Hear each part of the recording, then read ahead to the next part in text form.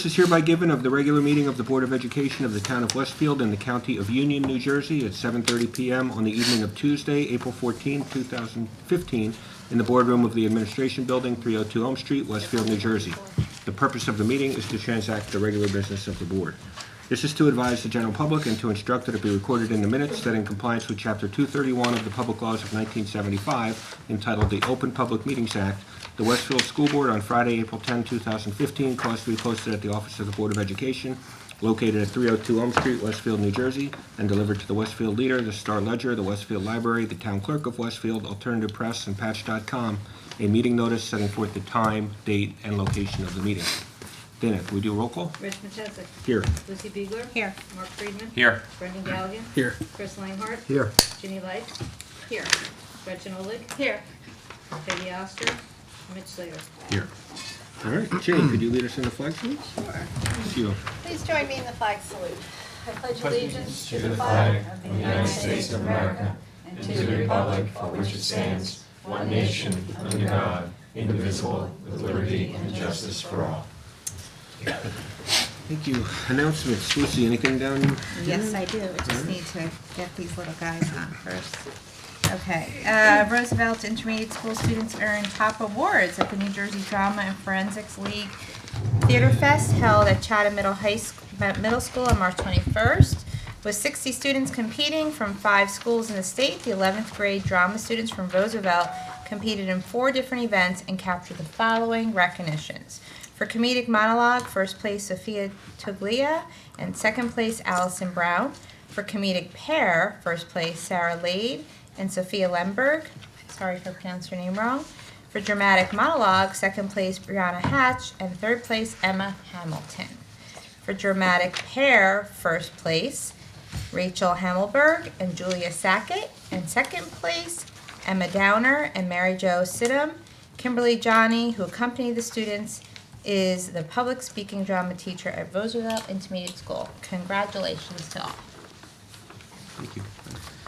The Fine Arts Department of the Westfield Public Schools invites the public to attend any of the 30 musical events scheduled for this spring through June 30th. Approximately 2,500 students in grades kindergarten through high school will be performing district-wide. The dates and locations for spring concerts are listed at westfieldnjk12.org. All concerts are free and will begin at 7 o'clock unless otherwise noted.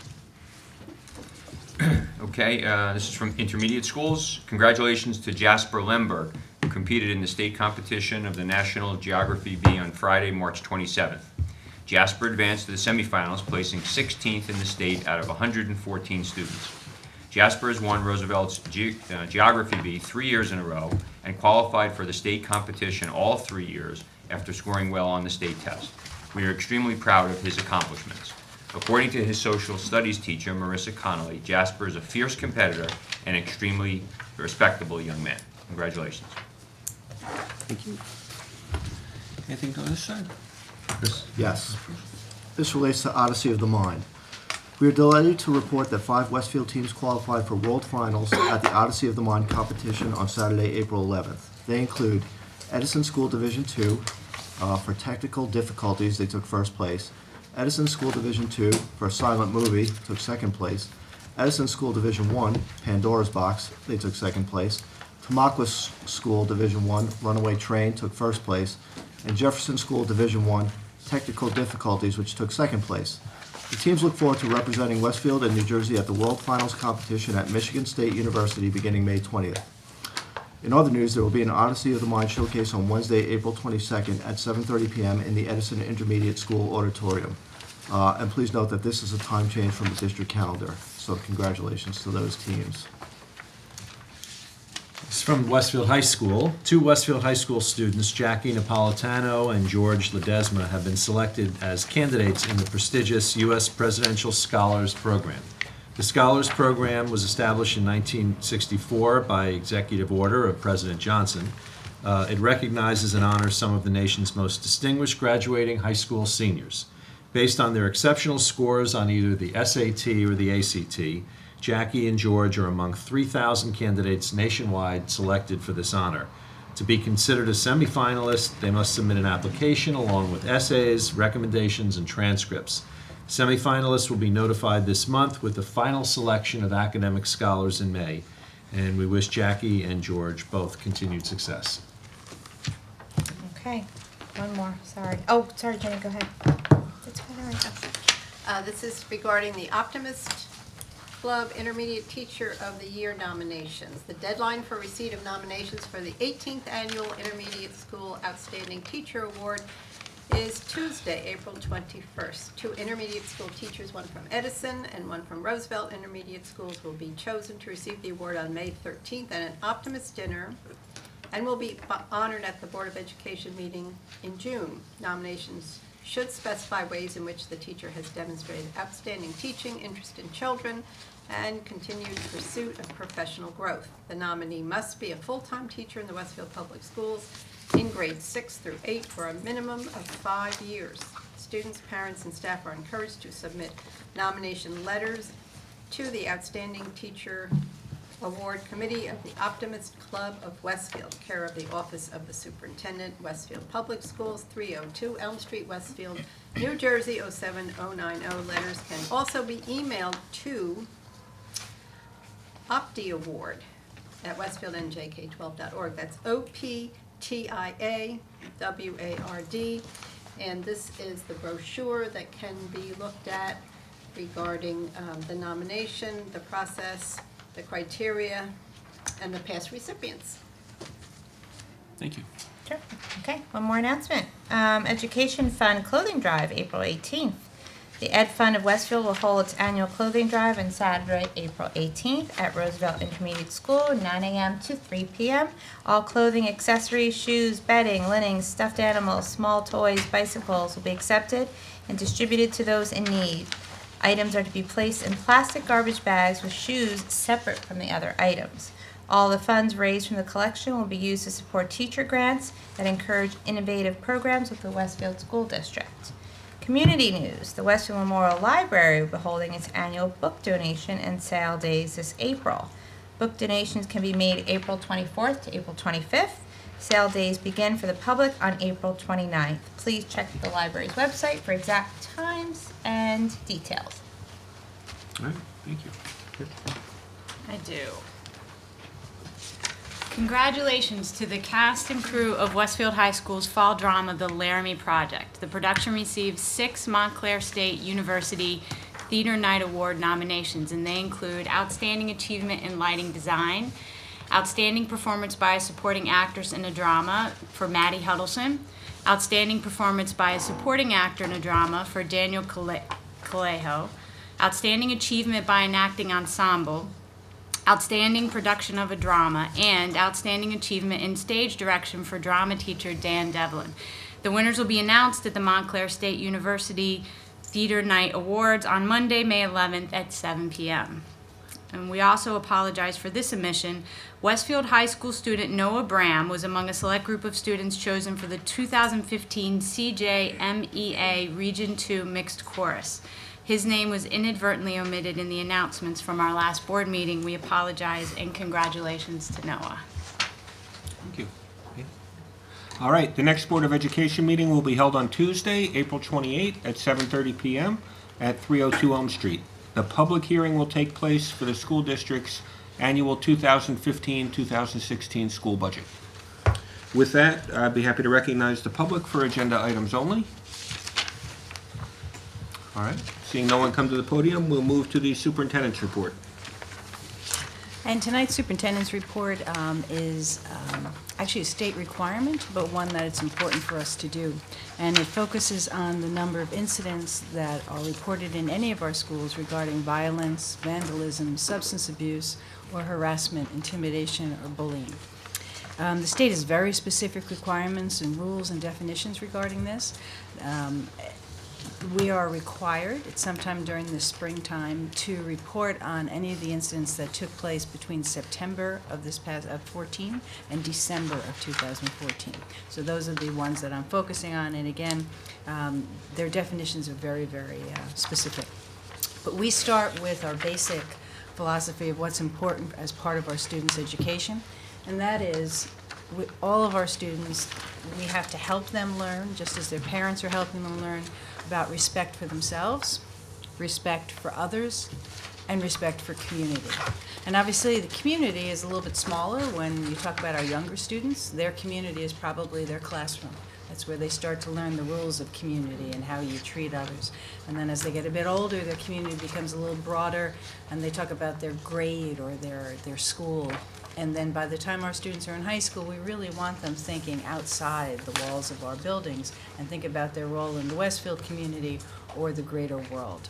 So that's the underlying work that we try to do, and that our parents help us with. But of course, we are working with children, and children are not perfect, so we do have incidents of violence, vandalism, substance abuse, and harassment, intimidation, or bullying. Right. So the official report, you'll see a chart. And in the chart, if you would first focus on the column to the left, so the first column moving from the left, there were 6 incidents of violence, vandalism, substance abuse. Out of those, one of those, the police were notified and a complaint was filed. Out of the different incidents, there were 5 suspensions, and other discipline was given in 2 of those incidents. You can note we kept the previous data up on the chart as well, and you can see a pattern that's not too surprising. According to the state timelines, every year we report from September to December. That number is usually fairly small. The second period of time that we report on each year is from January to June. That's a longer period of time, for one thing. It also tends to be the spring and the end of the school year. And generally speaking, we have more incidents at that point.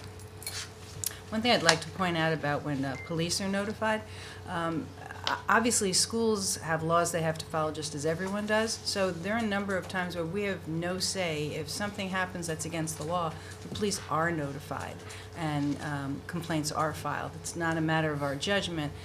If our students are breaking the law, then that has to be reported to the police, and we certainly take that very seriously. It's an important obligation of ours. All right, harassment, intimidation, and bullying from September to December. And as the note says on the bottom of this slide, they want us to report those harassment, intimidation, and bullying incidents that were affirmed by the Board of Education by December 31st, 2014. So there might be others that took place in December, but they weren't reported or voted on by the board until January. The state is very specific as to what's reported or not for this time period. So there were 7 investigations.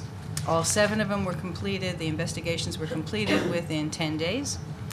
Out of those, 2 were confirmed to be HIB, and during the time period from September to December, those 2 were determined and affirmed by the board to be HIB during that time period.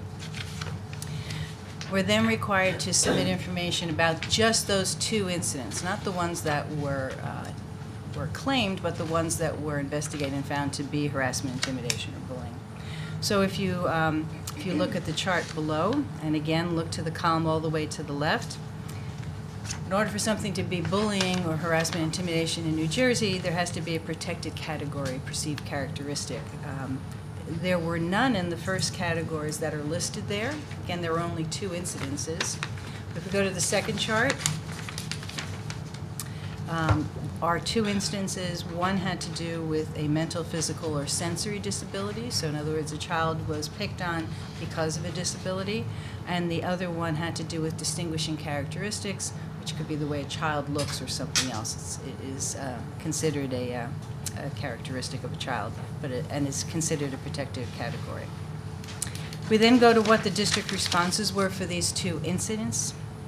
There were student conferences in each case. Those are quite important. The administrators and counselors often talking with the students about what was wrong, making sure the students truly do understand, because if they don't, they're probably not going to make any improvement. Parent conferences are also vitally important. We do find in general our parents take this very seriously. They don't want their children going around and treating others inappropriately.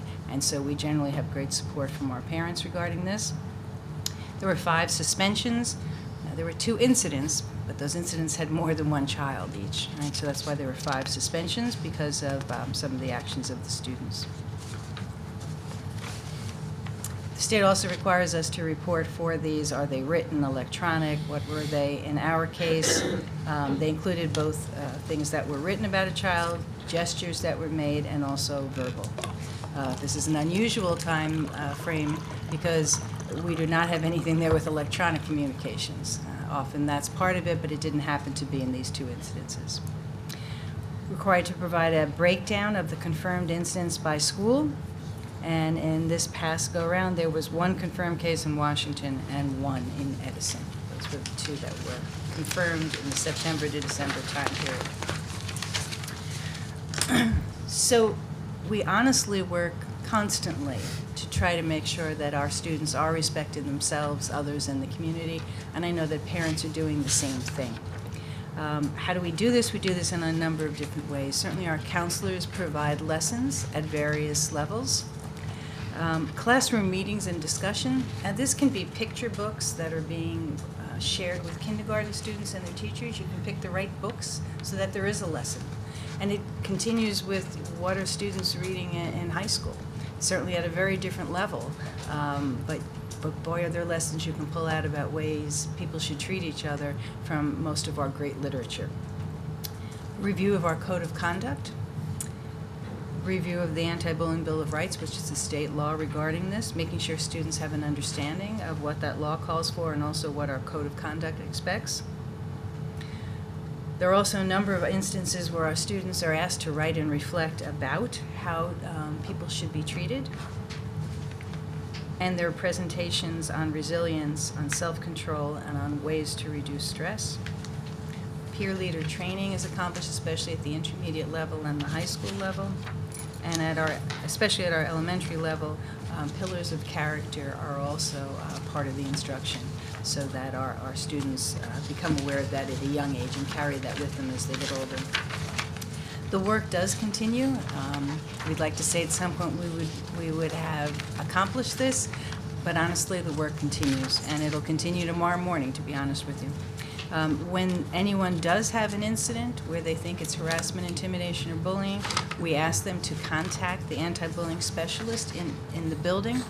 These are listed on the slide that's up there now, but it's also listed on our website, and it's listed on the websites for our individual schools. Any complaints or questions regarding this will be taken seriously and will be looked into. We do want all of our students to feel safe in school so that they can then accomplish the work that we expect them to do regarding academics. So the work continues, but I think we have been doing a good job with this and we'll continue to work on it as well. All right. Any comments or questions? All right. Teresa, thank you very much. I'd ask the board to consider approving the minutes of the board meeting held on March 10, 2015, March 17, 2015, and the private minutes of March 10, 2015, and March 17, 2015. Could I have a second? Brendan, thank you. Any comments or questions on the minutes? All right. All those in favor? Aye. Any opposed? Any abstentions? Mark? I'm going to abstain as well. To both? March 10th. March 10th? On the Mark? 17th, I think I was here on the 10th. 17th for sure I was out. We're out the 10th. Was it? Keeping track? No, I'm reading the minutes. Special chart. I was given a special announcement. All right, that brings us to personnel. Mark? I'd like the board, except Ginny, I'd like the board to consider personnel items 1 to 16. Dr. Dolan, retirements? Yes, we do. We have 3 retirements The tonight. second first or something. We have a Second. Waiting for you. All right, so tonight I am announcing with regret, the retirement of 3 staff members who have given more than 70 years of service to Westfield students. For the past 15 years, Barbara Bottini has been the guidance secretary at Edison Intermediate School. Students feel comfortable and supported when they enter the counseling office, and a big reason for this is the way Barbara speaks and listens to those students. She's a warm and good-hearted member of Edison staff, remembering everyone's birthday and being genuinely interested in their well-being. Nancy Cunliffe will retire after 26 years of service as one of McKinley School's secretaries. After a career at Merck, Nancy responded to an ad in 1987 for a part-time secretarial position. Ed Braynock, a former principal, hired her, and the position eventually became full-time. She never looked back at corporate position, loving the daily contact with students and their families. McKinley staff view Nancy as the heart of the building, caring about all of them and offering wonderful perspective on 26 years of McKinley's tradition and history. Nancy looks forward to traveling with her husband in her free time. And Susan McClellan. Susan McClellan is retiring after a career of 43 years teaching children. 29 of those years have been in Westfield. She has been an elementary teacher at McKinley and Washington, and was also a teacher in the former gifted program, which was known as ALPS. Susan is a generous colleague, sharing her technology expertise with others and her significant editing skills as a longtime member of the district's instructional council. Susan says that it is bittersweet to end her career because while she is looking forward to time with family, she has enjoyed working with the boys and girls in different talents and capabilities and is honored to have been a small part of their lives. We wish them all well. Any questions? Thank you, Dr. Young. Dana? Rich Messessick. Yes. Lucy Beeler. Yes. Mark Friedman. Yes. Brendan Gallagher. Yes. Chris Lightenhart. Yes. Ginny Lights. Yes. Gretchen Oleg. Yes. Mitch Slater. Yes. That's it. All right, facilities. I'd ask the board to consider facilities motions 1 and 2. Second. Mitch, thank you. I'd like to read the first motion. Whereas Raymond Wojcik was a beloved music teacher at Westfield High School for 19 years, and whereas Mr. Wojcik lost his battle with cancer last summer, just weeks after conducting the spring concert, and whereas Mr. Wojcik successfully wrote grants to the Westfield Education Foundation and the Coalition of the Arts to purchase computer equipment and software for a writing and arrangement room at the high school, now therefore be it resolved, the Westfield Board of Education approves dedicating this writing and arranging room at Westfield High School to Mr. Raymond Wojcik. Any comments or questions on the items? No, I think it's very nice, though. Very well deserved. All right, Dan?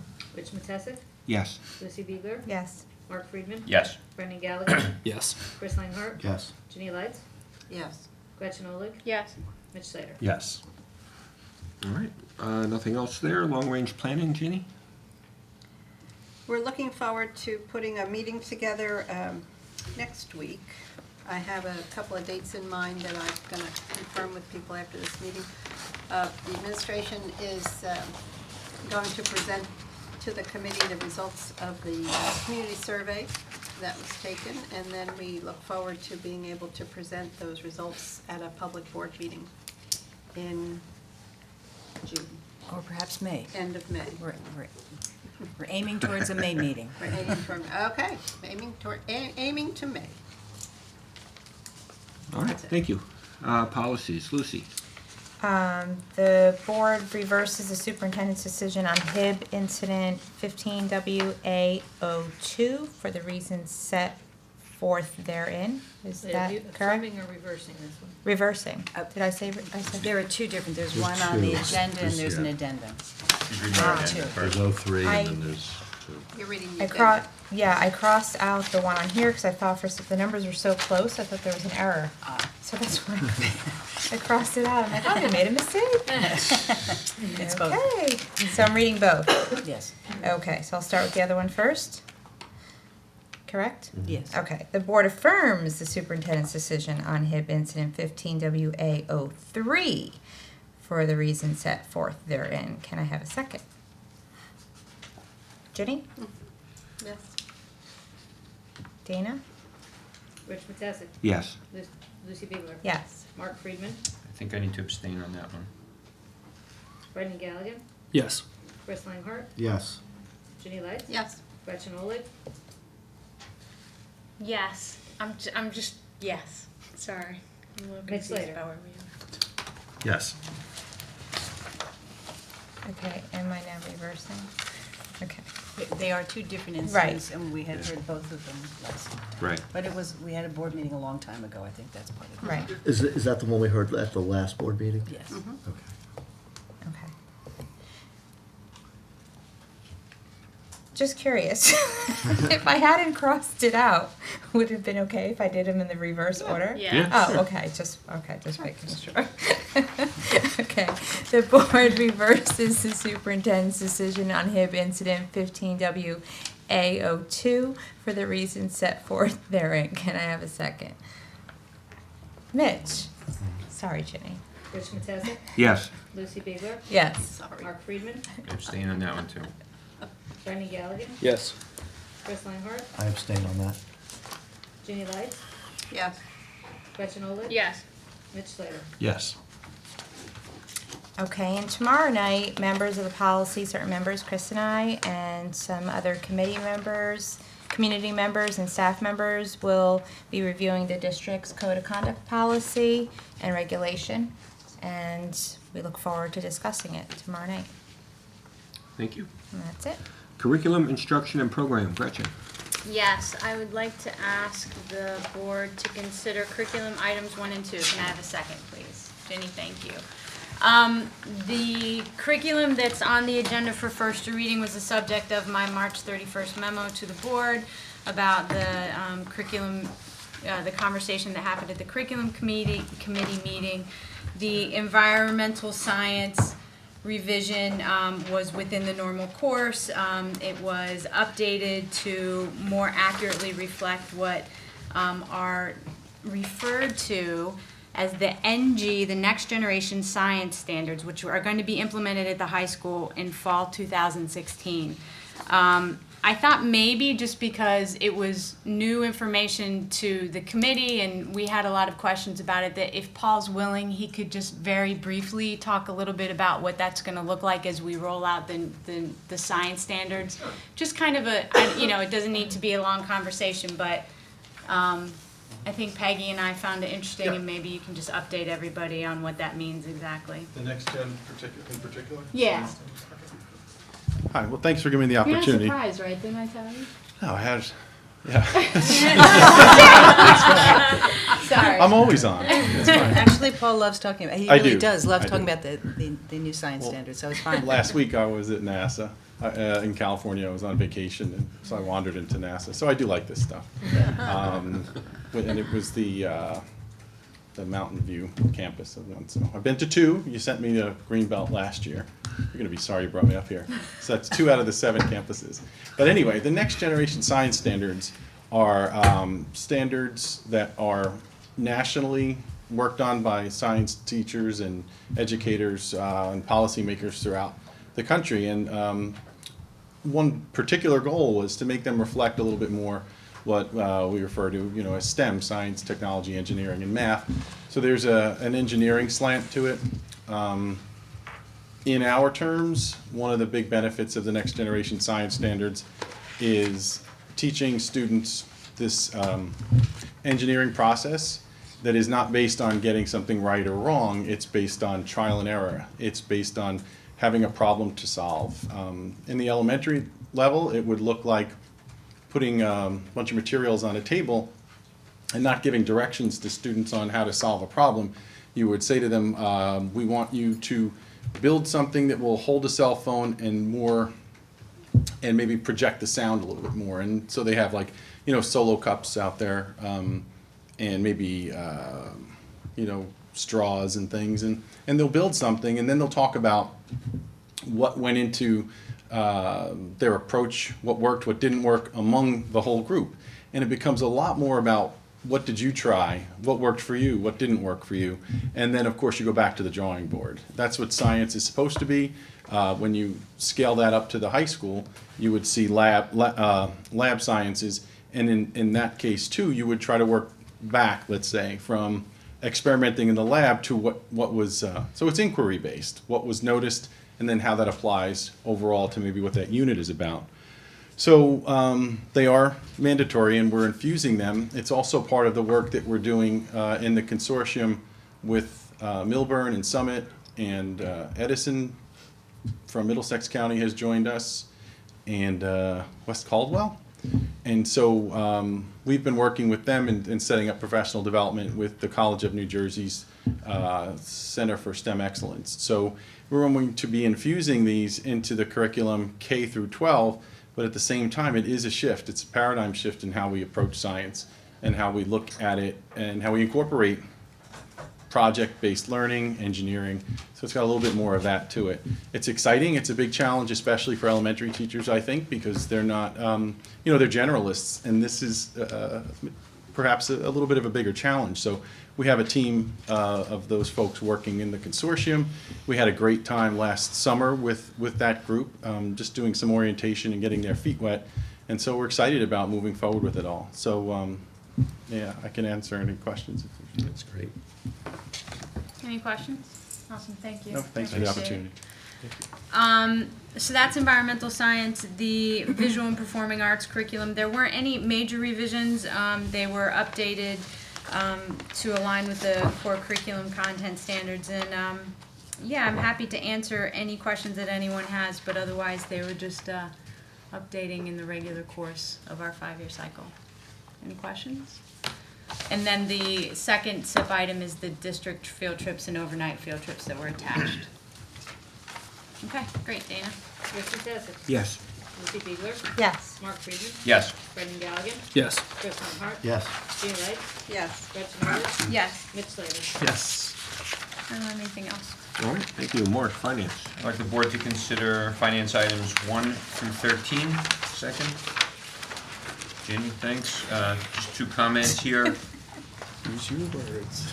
We'd like to accept the gift of a King trombone valued at $200, 5 method books, and a folding music stand from Mr. and Mrs. Hennessy to be used by the Franklin School Music Department, so thank you. And we'd also like to accept the gift of $168 from the Westfield Coalition for the Arts to the Edison Intermediate School to bus 8th grade orchestra students to Westlake School. The students will perform and play along with the students at Westlake School, so thank you for that. That's it. Any questions? Dana? Rich Messick. Yes. Lucy Biegler. Yes. Mark Friedman. Yes. Brendan Gallagher. Yes. Chris Leonhardt. Yes. Ginny Lights. Yes. Gretchen Olin. Yes. Mitch Slater. Yes. That's it. All right, thank you. Legislation, Brendan. No report at this time. All right, thank you. Technology, Mitch. No report tonight. Thank you. I'd ask the board to note the notes for the record and ask whether there's any unfinished business, any new business, any liaison reports. I can talk about the town rec committee. Sure. I attended that meeting on last Monday, April 6th. They talked about a variety of things. They put on another very successful daddy-daughter dance, which I attended and have attended for the past 2 years. It's a great event. I encourage people to definitely consider it if your daughter is that age. We talked about selling concessions at Tamaulipas for the girls softball team. And we also discussed the registration for the pool this year, which is open if anybody's interested. But the big thing that we talked about, which may be of interest to us, is there's a proposal to turf some of the fields at Tamaulipas. So right now the stage is they're preparing a feasibility study to see how much it would cost, whether it's something that will be within the budget. Right now, it's I have a copy of the proposal here. Lights are being discussed. There's a feeling it might be cost prohibitive if we go that route, but it will be a possible solution to the need for more turf field space within the township and for our teams if it comes to pass. That's great. Thank you. I'm not sure which one it's Anyone else? Anyone at all? All right. Okay, I would then recognize the public for questions and/or comments on any topic. All right, seeing no one come to the podium, I'd ask the board to approve the following resolutions. Resolve that the Board of Education move into private session for the purpose of discussing matters rendered confidential by state and federal law, personnel, pending or anticipated litigation, and pending or anticipated contract negotiations.